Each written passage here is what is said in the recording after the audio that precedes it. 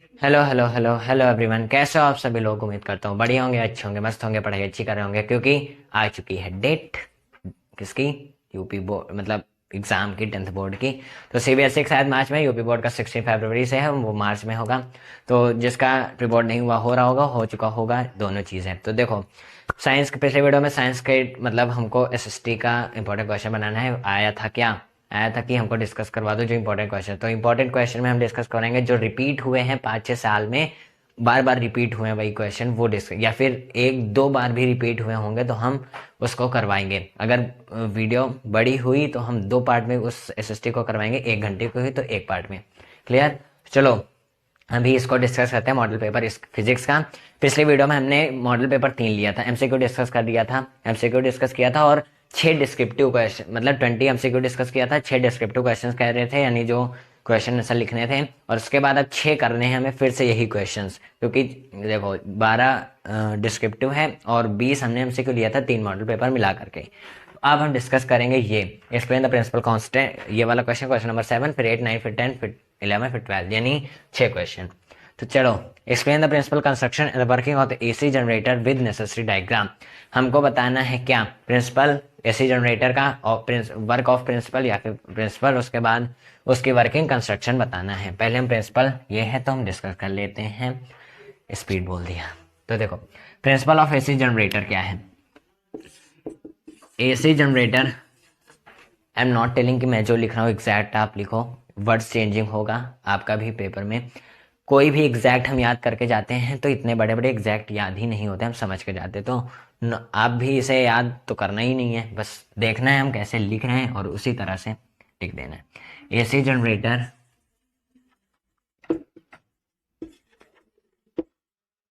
Operates on Faraday's law of Faraday's law of electromagnetic induction, electromagnetic induction. Faraday's law of electromagnetic induction. ऐसे generator operates on the Faraday's law of electromagnetic induction, अभी बताएंगे, explain कर दूंगा। Which changes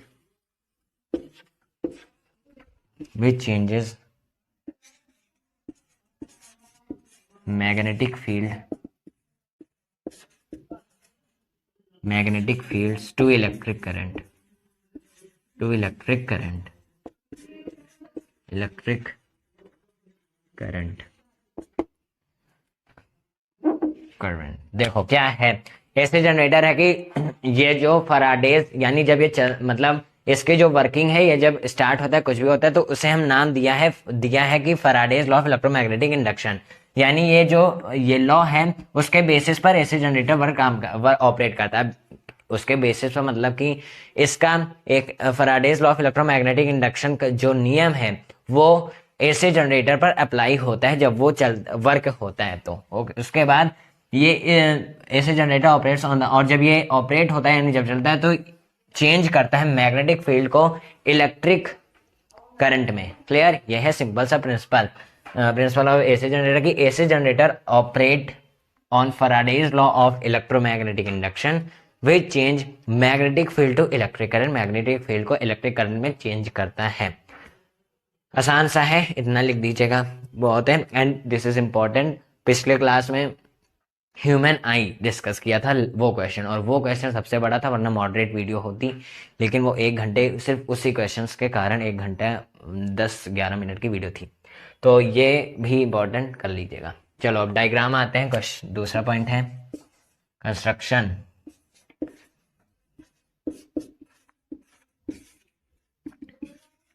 construction देख लेते हैं motor का, मतलब जनरेटर का। पहले तो हम 2 मैग्नेट बनाएंगे, नॉर्थ पोल का और साउथ पोल का।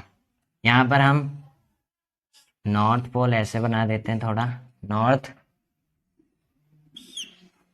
और ये साउथ पोल का magnet, south pole north pole बना देते हैं। उसके बाद यहाँ पर हम आर्मेचर कॉइल को ड्रॉ करेंगे।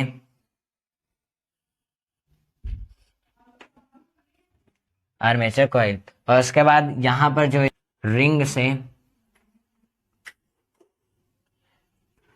से अटैच कर देंगे।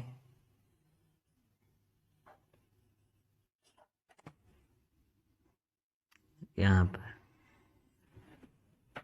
अब यहाँ पर ब्रश का यूज करेंगे, मतलब ब्रश भी लगाना है, ब्रश भी है कंस्ट्रक्शन में, तो ये दो आगे की तरफ लगाएंगे तो ये हमारा ये ब्रश हो जाएगा, ये हमारा ब्रश है हमारा। अब यहाँ पर हम कॉइल को ऐसे, ये कॉपर कॉइल जो है उसको हम, जो वायर है उसे ऊपर की तरफ हम रोटेट कर देंगे, यानी ऊपर की तरफ कवरिंग कर देंगे। जो कॉइल मतलब कॉपर कॉइल है, कॉपर वायर जिसे हम कहेंगे, उसको हम ऊपर की तरफ कंस्ट्रक्ट कर देंगे, यानी उसके ऊपर चढ़ा देंगे, ऐसे बताएंगे। तो यहाँ पर मैग्नेटिक फील्ड हमारा इस डायरेक्शन में फ्लो होगा।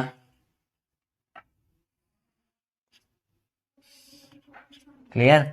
रुको, पहले कंस्ट्रक्ट, यहाँ से इस ब्रश से इस कॉइल से इस कॉइल को हम कंस्ट्रक्ट करेंगे।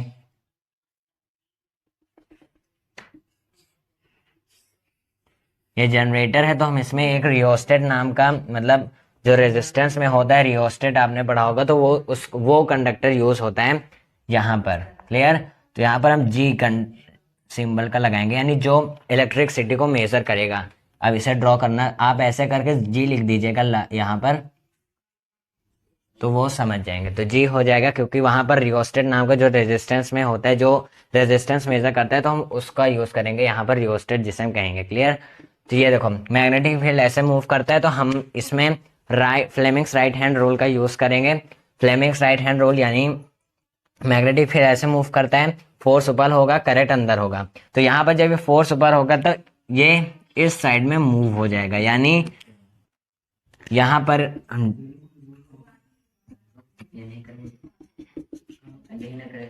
पर ये ऐसे रोटेट हो जाएगा, यानी ये हमारा रोटेट होगा क्लॉकवाइज डायरेक्शन में। क्लियर? तो हमारा क्लॉकवाइज डायरेक्शन में ये रोटेट होगा इस तरह से। तो ये हमारा क्या है, ये लिख लो, ये जो ये है हमारा मैग्नेट, ये है मैग्नेट। अब ये आर्मेचर कॉइल है,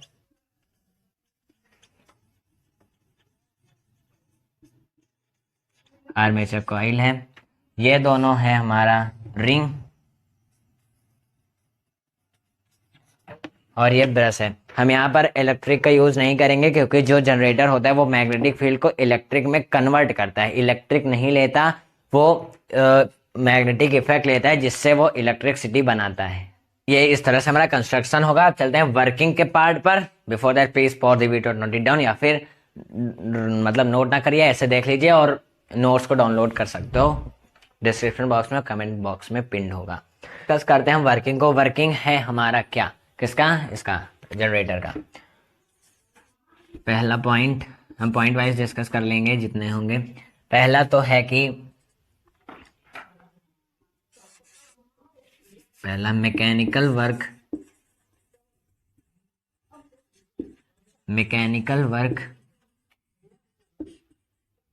will provide when mechanical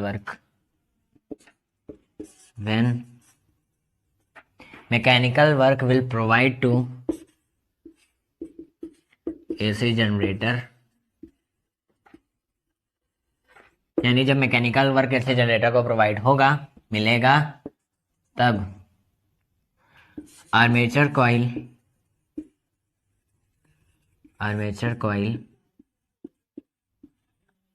जो आर्मेचर कॉइल है, जो बॉक्स बनाया था एबीसी, मतलब इसके, अरे वो मैग्नेट के बीच में, तो आर्मेचर कॉइल विल स्टार्ट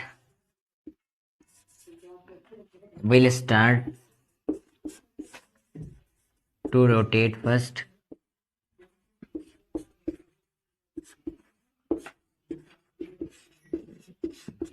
पहले मतलब वो पहले रोटेट होना चालू करेगा, स्टार्ट और रोटेट फर्स्ट, है ना। तो उसके बाद देन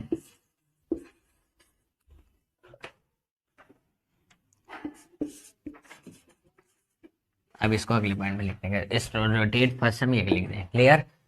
यहाँ पर है दूसरा पॉइंट, हम लिख देंगे कि coil will start to rotate by the using of, नहीं वी कैन एज्यूम, नहीं we can imagine, we can see लिख सकते हैं, we can see this, we can see the direction of rotation, the direction of rotation of armature coil, सिर्फ हम coil लिख देते हैं ऑफ, चलो armature coil, of armature coil,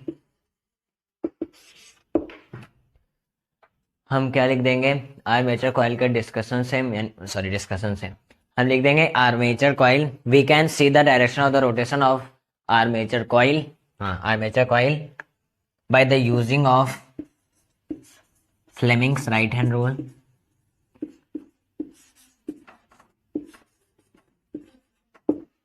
Fleming's right hand rule, Fleming's right hand rule,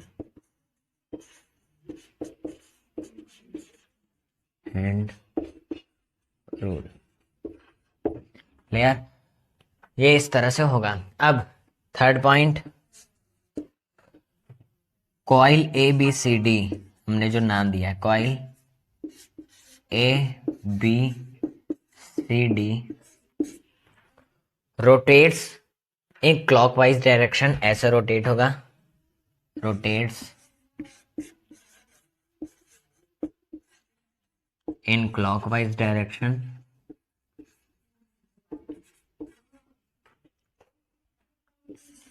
clockwise direction, clear. Coil ABCD rotates in किसमें, clockwise direction में, then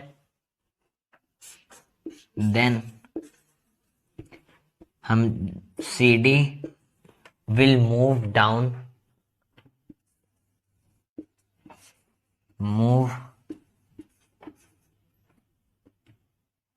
to down direction, move to down हम लिख देते हैं, यानी जो हमने कॉइल लिया था ये वाला ए बी सी डी, ये ऐसे रोटेट होगा, तो ये ऐसे रोटेट होगा, यानी सी डी हमारा नीचे की तरफ जाएगा। अब ये मतलब कहिएगा बोर्ड के अंदर जाएगा, हम ऐसे देखेंगे ना मोटर को तो ऐसे घूमेगा, ये जो सी डी मान लो तो ये सी डी नीचे चला जाएगा। तो देखो यहाँ पर coil ABCD rotates in clockwise direction, then C D will move to downward लिख देते हैं, मूव टू डाउनवर्ड, पहले ये डाउनवर्ड रोटेट होगा, फिर उसके बाद ए सी ऊपर, ए बी ऊपर आएगा। Clear. Fourth point, this means जो करंट होगा, this means current starts flowing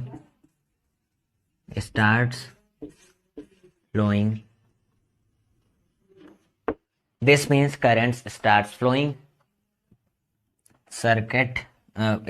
in external circuit, जो हमने जोड़ा था in external circuit,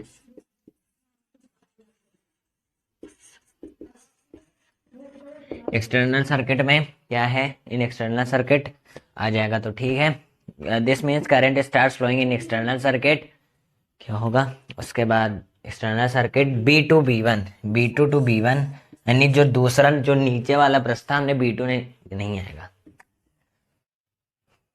यहाँ लिख लो फोर्थ पॉइंट, यानी इसके आगे का ये यहाँ पर है। Clear. This means current starts flowing in external circuit from B2, brush B2, जो नीचे वाला ब्रश था हमने B2 नहीं लिखा था वहां पर, लेकिन नीचे वाला जो पहले रिंग था ऐसे, ये यहाँ पर रिंग था तो यहाँ पर रिंग था, तो यहाँ पर ये वाला B2 है, यहाँ पर B1 है। क्लियर। तो from brush B2 to brush B1 क्या था कि इसका मतलब जब देखो पूरा क्या मैकेनिज्म कि mechanical work will provide to AC generator, जब एसी जनरेटर में मैकेनिकल वर्क प्रोवाइड होगा तब आर्मेचर कॉइल जो है वो स्टार्ट होगा रोटेट होना पहले। क्लियर? वी कैन सी, जब देखो आर्मेचर कॉइल भी जब रोटेट होगा तब हमें B2 और B1 से हमें करंट फ्लो दिखेगा जिससे इलेक्ट्रिसिटी बनेगी। जब तक कोई चीज कोई जो टरबाइन होगा रोटेट होगा तभी बिजली बनेगी। तो इसी तरह इसमें भी है कि जब आर्मेचर रोटेट होगा तभी हमारा करंट बनेगा। तो वहन मैकेनिकल वर्क, जब मैकेनिकल वर्क होगा प्रोवाइड करवाएंगे एसी जनरेटर को तो वहां पर स्टार्ट होगा आर्मेचर कॉइल मूव होना पहले। तो हम देखेंगे कि वहां पर जो आर्मेचर कॉइल मूव हो रहा है वहां पर हम फ्लेमिंग्स राइट हैंड रूल लगाएंगे और मैग्नेटिक फील्ड का डायरेक्शन हमारा नॉर्थ से साउथ पोल में होगा। तो नॉर्थ से साउथ पोल में मैग्नेटिक फील्ड डायरेक्शन है, फोर्स है, यहाँ पर करंट है, दोनों ये अपर साइड है या अंदर साइड है, तो पुश करेगा टू मूव। उसके बाद ये फिर मूव होना चालू करेगा क्लॉकवाइज डायरेक्शन में। Coil ABCD rotates in clockwise direction, then CD जो होगा वो पहले डाउनवर्ड के कंडीशन में मूव होगा, डाउनवर्ड में जाएगा। फोर्थ पॉइंट है, दिस मीन्स आप पैराग्राफ से लिख सकते हो लेकिन पॉइंट में लिखोगे तो एक अलग ही इंपैक्ट पड़ता है एग्जामिनर के ऊपर। क्लियर? कि साफ सुथरा है और पॉइंट ज्यादा है तो मतलब इसको आता है। तो दिस मीन्स करंट स्टार्ट जो फ्लो होगा एक्सटर्नल सर्किट। एक्सटर्नल सर्किट क्या है? जो यहाँ पर B1 मतलब यहाँ पर ब्रश बनाया था ऐसे और ये रिंग, यहाँ पर रिंग, तो यहाँ पर ये जो सर्किट ऐसे अटैच किया था तो वहीं वो है एक्सटर्नल सर्किट। तो एक्सटर्नल सर्किट में this means current start flowing in external circuit from brush B2 to B1, यानी जो नीचे वाला ब्रश था वो हम B2 कहेंगे, तो B2 से B1 में स्टार्ट होना फ्लो होना स्टार्ट होगा पहले, तो इस वजह से हमारा करंट स्टार्ट हो जाएगा बनना। चलते हैं फिफ्थ पॉइंट पर, पूरा अभी नहीं हुआ है इसमें। Before that press pause the video, note it down, या फिर आप नोट से लिख सकते हो। अब यहाँ पर क्या है, नाउ रोटेटिंग ऑफ कॉइल, सारी चीजें हो गई, मतलब rotating, now rotating of coil, rotating of coil brush में करंट फ्लो होना, रोटेटिंग ऑफ कॉइल एंड मतलब रोटेटिंग ऑफ कॉइल मतलब armature coil and current flow in brush, flow in brush, flow in brushes. तो जो induced current होगा वो change होगा time to time, यानी वो चेंज होना स्टार्ट हो जाएगा in brushes. Then current, induce current यानी कि जब जैसे हम रोटेट करेंगे तो करंट जो रहेगा फ्लो होता रहेगा उसकी बात है। तो then current will start, induce current लिखो, इंड्यूस करंट, induced current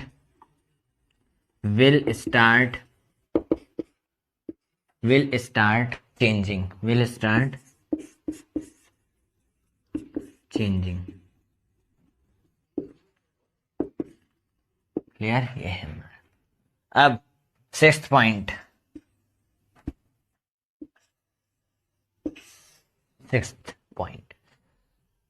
अब क्या लिखेंगे, रोटेट हो गया कॉइल में ब्रश में। अब now current will start, current will flow from, यहां पर ये जो कॉइल था ABCD, तो यहां पर ऐसे फ्लो हो रहा है करंट, तो ऐसा होगा तो अब जो करंट फ्लो होने लगेगा वो D से, मतलब जब D यहां पर आ जाएगा D और ये C ये B ये A, तो अब उसके बाद जब ऊपर आएगा तो DCBA से फ्लो होने लगेगा, बस ये लिखना है। Now current will flow from DCBA, flow from DCBA direction. कब? जब हमारा हाफ रोटेशन होगा कॉइल का, देन नहीं फुल होगा। यहाँ पर है देखो ABCD, तो ये पूरा हो जाएगा, नीचे जाएगा फिर ऊपर आएगा। हाँ, when full armature coil rotates, armature coil rotate once, एक बार में जितना रोटेट हो जाएगा तो हमारा DCBA से हमारा करंट फ्लो होने लगेगा। सिक्स्थ हो गया। अब 7, जब ऐसे रोटेट होगा तो हमारा उसके बाद जब डी से सी मतलब D B no sorry D C B A से करंट फ्लो होने लगेगा, तब current will start current will start to flow from किस डायरेक्शन में? Current will start to flow from B1 to B2 direction, यानी brush 1 से brush 2 के direction में। Will start to flow from brush B1 to brush 2 direction, brush B2 direction.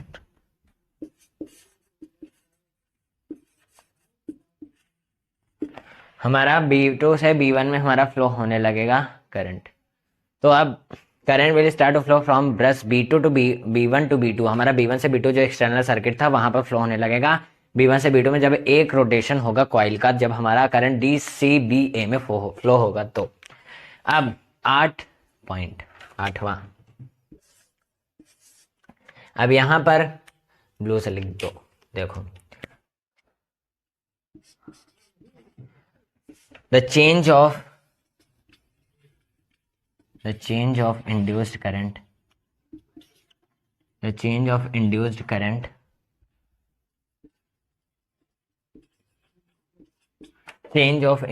current continue मतलब in exact change of time, यानी the change of induced current in exact interval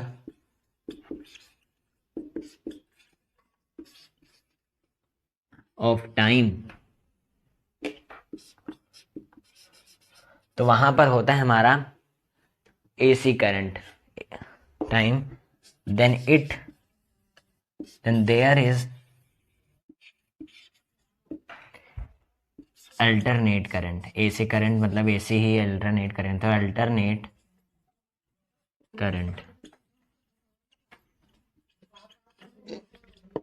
alternate current clear. हाँ, and अब इसके ऊपर 9th point लिख दो। 9th यहाँ लिख लो। 9th यहाँ है कि लास्ट पॉइंट हम ये लिख देते हैं 9, और 10 आपको बनाना है तो आप जोड़ दीजिएगा कुछ भी।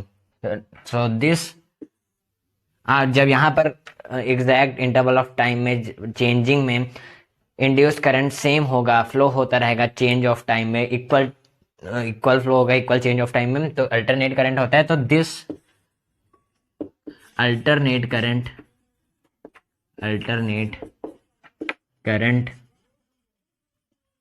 is called AC generator।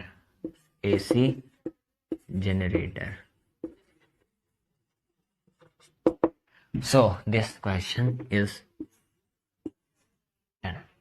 हो चुका है ये क्वेश्चन। पीछे हमने क्या किया था, पहले प्रिंसिपल लिखा था कि जो हमारा करंट है, जो हम क्या है हमारा जो क्या है करंट है, मतलब जो एसी जनरेटर है वो ऑपरेट्स होता है from the फरारीज law of the electromagnetic induction से, यानी उस लॉ नाम दिया गया था, ऐसा कह सकते हो। क्लियर। कंस्ट्रक्शन किया था ब्रश B1 B2 को, B2 नीचे वाला है, B1 ऊपर वाला है।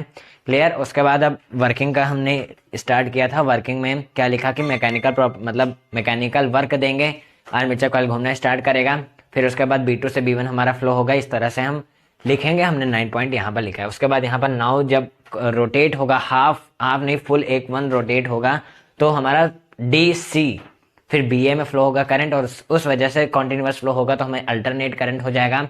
अल्टरनेट करंट जो होता है वहीं पर फ्लो होता है, उसे हम AC जनरेटर कहेंगे जब एक कंस्ट्रक्ट करेगा। क्लियर। तो अब चलते क्वेश्चन नंबर 8 पर। Before that please for the note it down, या फिर आप नोट से लिख सकते हो। स्नेल्स लॉ क्या है, सभी को पता है। Snell's law, the ratio of sine of angle of incidence and ratio of sine of angle of the refraction उसे को हम कहेंगे Snell's law। आसान सा डेफिनेशन है, mu equal to sine I upon sine R हो जाएगा, और म्यू हमारा है रिफ्रैक्टिव इंडेक्स। डायग्राम बना देंगे एक्स्ट्रा नॉलेज के लिए, जाके टीचर को लगे तुमको बहुत आता है तो हो जाएगा हमारा। क्लियर। बस Snell's law। चलो, the ratio of sine angle of incidence, sine angle of incidence पूरा है लिखा, sine angle of incidence and sine angle of refraction, sine angle of refraction, यानी ratio of the sine angle of incidence and sine angle of refraction is called, Snell's law of refraction is called Snell's law of refraction.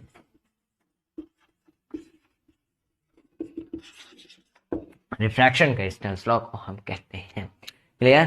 तो अब क्या है, अब क्या है, हाँ बस लिख देते हैं क्या है हमारा म्यू, जो हमारा ये म्यू है इसे हम कहते हैं equals to sine I by sine R, where I क्या है हमारा एंगल ऑफ इंसिडेंस, एंगल नहीं है, आई है हमारा इंसिडेंस, इंसिडेंट रे, और आर है हमारा रिफ्रैक्टेड रे,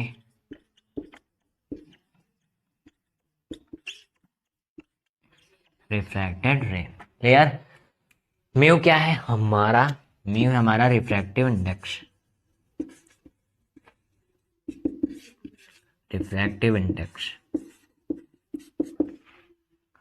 Oh, that's it. तो अब क्या है हमारा, अब डायग्राम बना दो, चलो डायग्राम, टीचर खुश करना है हमको। क्लियर? डायग्राम बना दो, डायग्राम जो पिछला वाला क्वेश्चन करवा रहा है उसका जो डायग्राम बनाओगे अच्छे से बनाना, बड़ा डायग्राम बनाना ताकि स्पेस ज्यादा ले, क्योंकि स्पेस ज्यादा देखेंगे लोग, और अच्छे से मेंशन करना कि ये है ये हमारा पोल है, मैग्नेट है, ये ऐसे मेंशन करना। क्लियर? प्रिंसिपल पहले लिखना, फिर कंस्ट्रक्शन अच्छे से हेडिंग लिखना, ऐसे लिखना। आपको एक वीडियो लाएंगे कि हमको पेपर कैसे लिखना है। क्लियर? ये होने तो पहले कंप्लीट। अब डायग्राम, ये मान लो ये है प्रिंस नॉर्मल, नहीं कोई एक्सिस है, यहाँ पर ये एयर है, यहाँ पर है कोई वाटर है, डेंसर मीडियम, ले आओ इंसिडेंट रे को, फालतू का घूम रही, ऐसे लाओ, ये मान लो यहीं पर है। क्लियर? ये है हमारा नॉर्मल, फालतू का इंसिडेंट रे घूम रही थी, हम पकड़ के लाए, वाटर में रिफ्रैक्ट करवा दिए, तो ये थोड़ा नॉर्मल की तरफ बेंड हो गई। क्लियर? ये हो गया हमारा आर, ये हो गया आई, बस दैट्स इट। चलो बस हो गया, बस मतलब मेंशन करना है अच्छे से, एयर बना देना है ऐसे बॉक्स में, वाटर में ड्रॉपलेट्स लगा देना ऐसे। क्लियर? अब चलो चलते हैं हम अपने क्वेश्चन नंबर 9 पर। Before this please for the video note it down, या फिर हम नोट से लिख सकते हो। By electromagnetic induction question number 9 है, चलो आओ देख लेते हैं। Electromagnetic induction, electromagnetic induction, marker बदल लें, प्रोड्यूस इंड्यूस करंट होगा, electromagnetic induction produce induced current और change of magnetic flux, change in magnetic flux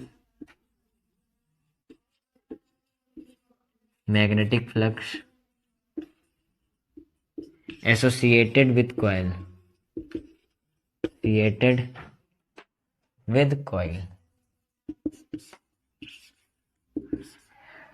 electromagnetic induction जो होता है वो इंड्यूस करंट को हमें जनरेट करता है, प्रोड्यूस करता है। प्रोड्यूस इंड्यूस करंट कहां पर करेगा? इन क्लोज्ड सर्किट यहां लिख लो, इन क्लोज्ड सर्किट, ये है। और change in magnetic flux associated with coil, और मैग्नेटिक फ्लक्स में चेंज करता है जो कॉइल के साथ अटैच होता है। क्लियर? हाँ, अब क्वेश्चन नंबर 10 लिख लेते हैं। तब तक आप वीडियो को पॉज कर लो या फिर नोट कर लो या फिर नोट्स को डाउनलोड कर लो। नाउ गाइस क्वेश्चन नंबर क्या है, question number 10, define induce electromotive force. ये क्वेश्चन हम इसके साथ मिक्स भी आ सकता है कि what is mean by electromagnetic induction and define induced EMF, क्योंकि ये छोटा सा क्या है कि चेंज इन फ्लक्स जो होता है वही होता है हमारा क्या इंड्यूस्ड ईएमएफ। क्या है induced electromotive force, electromotive force, induced electromotive force जो है, इंड्यूस्ड इलेक्ट्रोमोटिव फोर्स क्या है, अरे इंड्यूस्ड इलेक्ट्रोमोटिव फोर्स, अरे हाँ मतलब induced electromotive force produced by the change of magnetic field flux, magnetic flux in of coil या फिर in coil, in coil, induced electromotive force produced by the change of magnetic flux in coil. And और लिख लो induced electromotive force produced by change of electromagnetic flux in coil, this done in closed electric circuit, closed electric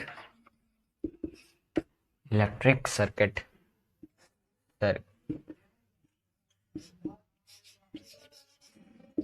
circuit.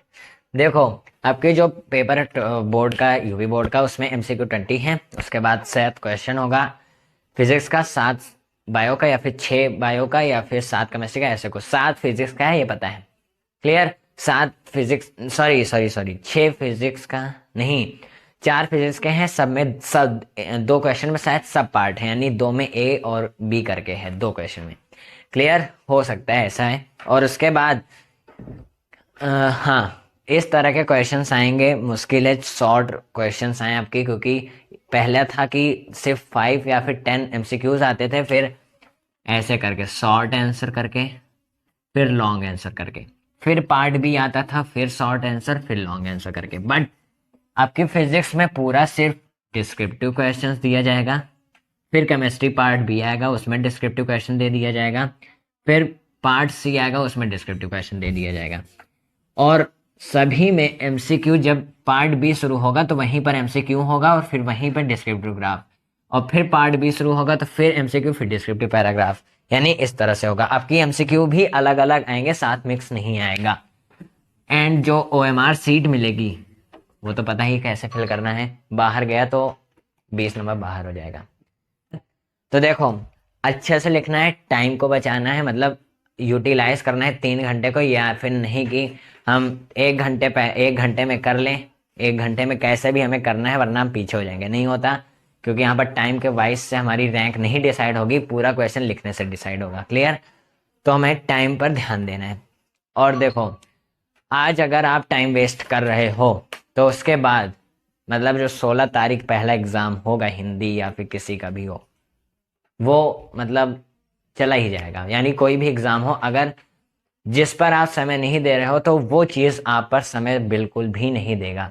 ये 3 word आप ध्यान रखिएगा, time will change, sorry time will tell, ये 3 शब्द छोटा सा चीज है, time will tell, time will tell, ये छोटी सी चीज है और इसका जो गहराई है वो बहुत गहराई है, मतलब इसकी गहराई बहुत ही गहराई में है। टाइम विल टेल ये छोटी सी चीज है, अगर आपने इसको अपने अंदर बसा लिया तो ये 16 दिन जो बोर्ड्स आ रहे हैं वो आपके अच्छे हो जाएंगे, क्लियर। और जितने भी हो यहाँ सभी देख रहे होगे, मतलब हाँ, तो टाइम विल टेल का मतलब है कि आप हो ही जाओगे उसी तरह। ये 3 वर्ड टाइम विल टेल अपने अंदर बसा लो, क्योंकि अगर आज आपने समय को बर्बाद किया तो कुछ दिन में समय आपको बर्बाद कर देगा। ओके, जितने भी हमको देख रहे हो सुन लो, टाइम वेस्ट नहीं होता किसी चीज में। आप अगर शॉर्ट्स यूट्यूब देख रहे हो तो उसमें भी शॉर्ट यानी जब यूट्यूब देख रहे हो तो यूट्यूब में भी आपका टाइम यूटिलाइज हो रहा, बट कंडीशन दूसरा है। आप जिस चीज के पास खड़े हो उसका टाइम दूसरा है और जो आप कर रहे हो वो टाइम दूसरा है। उसमें भी टाइम यूटिलाइज ही हो रहा है बट उसका कोई मतलब नहीं है। आप मतलब एग्जाम ना होता आप तब देखते, तब वहां पर यूटिलाइज भी होता थोड़ा समय निकाल कर। वैसे भी पूरा दिन कोई नहीं पढ़ता, कोई नहीं पढ़ सकता, तो इतना तो चलता है, बट हद से ज्यादा मतलब हद से ज़्यादा तो हद ही है। तो अच्छे से एग्ज़ाम दीजिएगा और उसके बाद अच्छे से यूटिलाइज़ करिए अपने टाइम को। बहुत ही इंपॉर्टेंट समय है। आप मतलब 10th अगर गया तो 11th में नहीं जा सकते, आप कोई भी नहीं जा सकता, आप पासिंग मार्क्स नहीं ले सकते। क्लियर? तो चलो चलते हैं क्वेश्चन नंबर 11th पर। Before that please pause it, note it down, या फिर आप नोट से लिख सकते हो डाउनलोड करके। तो गाइज आ जाओ देखते हैं क्या क्वेश्चन है।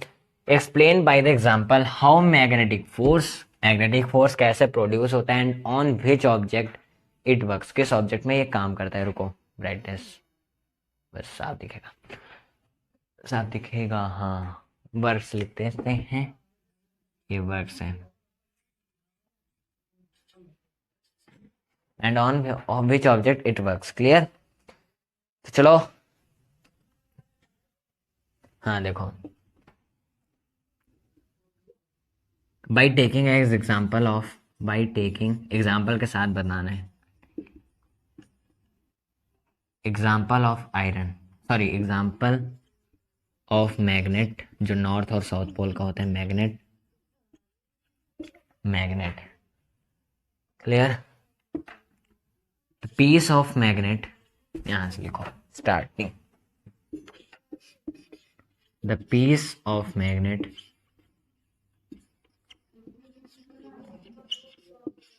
अट्रैक्ट्स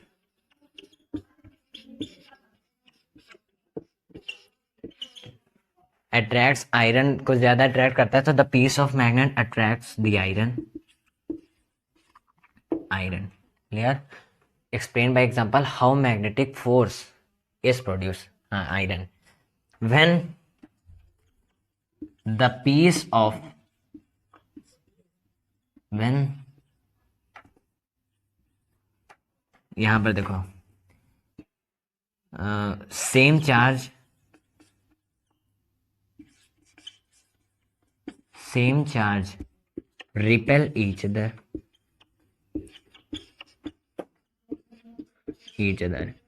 तो जो सेम पोल होता है मैग्नेट में, so same pole of magnet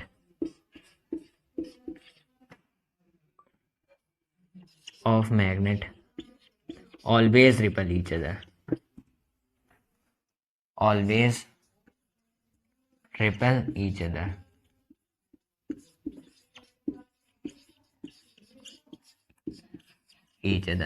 एक दूसरे से रिपल करता है। क्लियर? व्हेन, अभी बताएंगे कैसे। व्हेन वी मतलब क्या लिख रहे हैं, व्हेन वी रब, मार्कर बदल लें, when we rub piece of iron, sorry piece of magnet, नहीं piece of iron and piece of iron and attract it with magnet, then we can imagine magnetic force.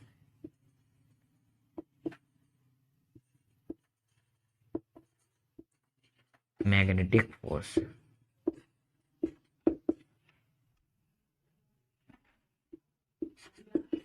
Magnetic force. सुनो देखो, हम example लेते हैं magnet का। जो piece of magnet होता है वो आयरन को अट्रैक्ट करता है, सेम चार्ज रिपेल करता है ईच अदर को। तो जो पोल होता है सेम मैग्नेट का आपस में नॉर्थ नॉर्थ नहीं अट्रैक्ट होता। Clear? Always repel each other when we rub piece of, यहां पर नहीं आयरन नहीं, piece of magnet and attract with iron.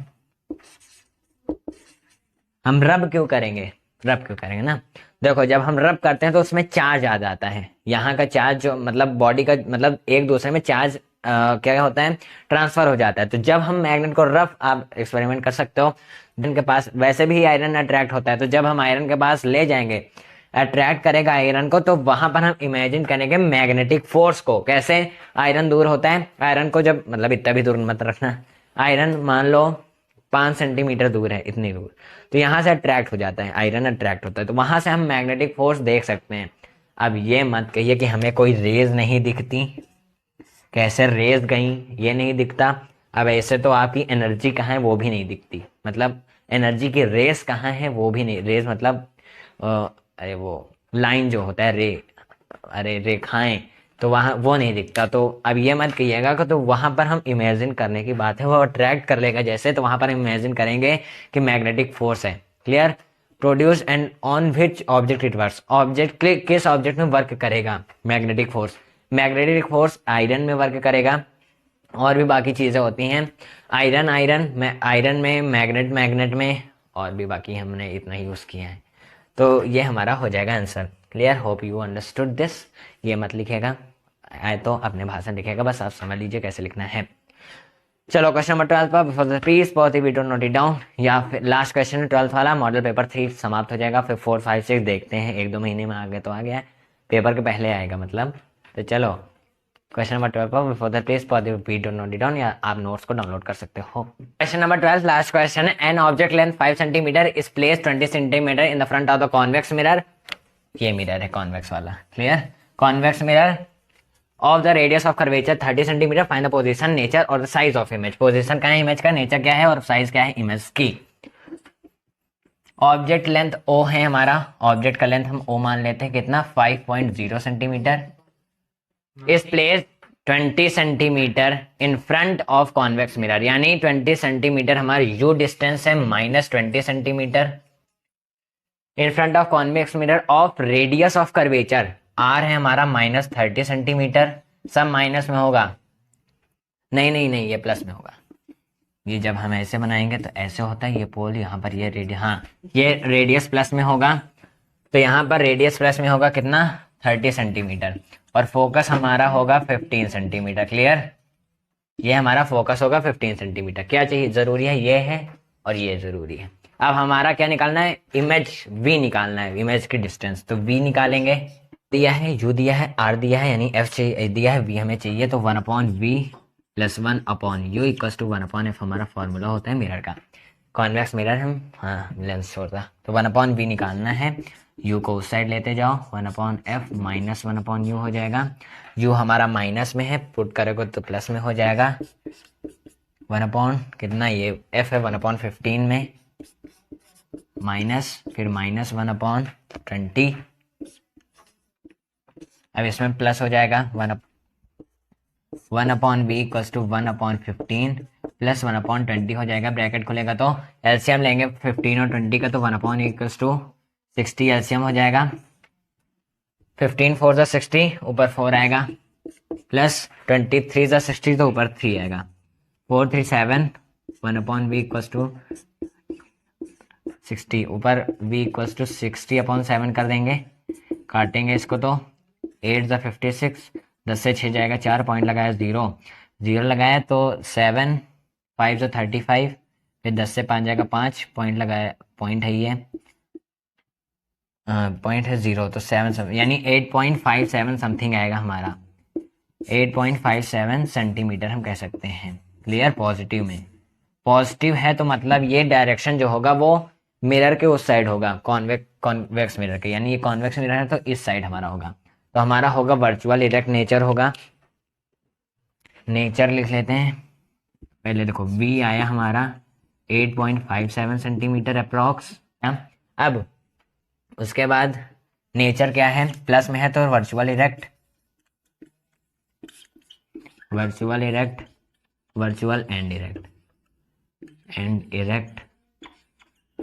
अब यहाँ पे इमेज हमें निकालना है, इमेज का फॉर्म, तो हमारा I/O कर देंगे equal to -v/u। Clear? Value put कर दो, v है हमारा प्लस में है 8.57, I नहीं पता, O है हमारा कितना सेंटीमीटर, 5 सेंटीमीटर, पुट कर दो, v है लाओ पॉजिटिव में तो 8.5, 8.57 नेगेटिव में।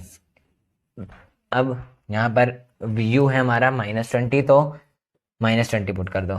क्लियर, ये से ये चला जाएगा, कितना बचेगा, पॉजिटिव हो जाएगा, कट जाएगा, 8.57/20 बचेगा। क्लियर। अब उसके बाद दिख रहा होगा आई होप, यस। तो यहाँ पर क्रॉस मल्टीप्लाई करवा दो, आई बचा यहाँ अकेले, तो यहाँ पर ये कटेगा तो 4 नीचे बचेगा, 4 से इसको काट दो, तो 4 2 ज़ा 8 पॉइंट, फिर 4 1 ज़ा 4, 5 से 4 जाएगा 74, यानी 2.14 सेंटीमीटर समथिंग हमारा इमेज आ जाएगा। क्लियर, ये हमारा आ जाएगा इमेज की हाइट। और यहाँ पर लिख देंगे आई इक्वल्स टू कितना है हमारा 2.14 सेंटीमीटर।